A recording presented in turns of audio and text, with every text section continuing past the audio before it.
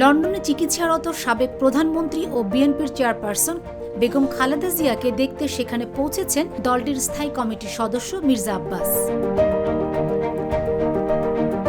স্থানীয় সময় শুক্রবার সন্ধ্যায় হিব্রু বিমানবন্দরে পৌঁছান তিনি। এ সময় তার সঙ্গে ছিলেন স্ত্রী ও জাতীয়তাবাদী মহিলা দলের সভাপতি আফরোজা আব্বাস।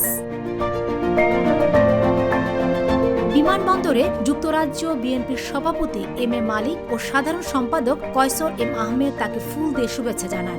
এ সময় যুক্তরাজ্য বিএনপির সব পর্যায়ের নেতা কর্মীরা সেখানে উপস্থিত ছিলেন। মির্জা আব্বাস বলেন, ম্যাডাম খালেদা জিয়া চিকিৎসারত আছেন, তাই তাকে দেখতে এসেছি। এটি আমার দায়িত্ব। এ সময় সাংবাদিকদের পক্ষ থেকে -2 ফর্মুলা সম্পর্কে প্রশ্ন করা হলে তিনি বলেন, -2 ফর্মুলা অকার্যকর। যে যতই চেষ্টা করুক এটি অকার্যকরী থাকবে।